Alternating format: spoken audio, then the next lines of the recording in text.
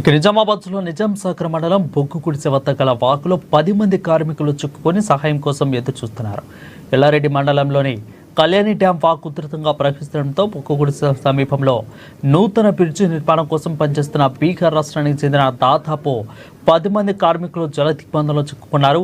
కార్మికులు పనిచేస్తున్న క్రమంలో ఒక్కసారిగా వరద ఉధృతి పెరగడంతో పనిచేసే చోటు ఉన్న డీసీఎంలో అమర్చిన నీటి ట్యాంకర్పై ఎక్కి సహాయం కోసం కేకులు వేస్తూ ఆర్తనాదాలు చేస్తున్నారు. అధికారులు స్పందించి వెంటనే సహాయక చర్యలు చేపట్టి వరద ఉధృతిలో చిక్కుకున్న కార్మికులను రక్షించాలని కోరుతున్నారు. ఇక వరదల తాటికి జుక్కల్ నియోజకవర్గం అత్తలాకుతమైనట్లు తెలుస్తా ఉంది. విషయం తెలుసుకున్న జిల్లా డివిజన్ అధికారులు, ఇక ఎన్డీఆర్ఎఫ్ బృందం, పోలీసులు, అగ్నిమాపక సిబ్బంది బొగ్గు గుడిసె వద్దకు చేరుకొని కార్మికులను కాపాడే చర్యలు చేపడుతున్నారు. ఇక ఇదిలా ఉండగా నిజాం సాగర్, ఎల్లారెడ్డి, నిజాం సాగర్ బంచువాడకు రాకపోకలు పూర్తిగా నిలిచిపోయాయి. సైడ్ లో కొన్ని అది కడతారు ఎక్కువ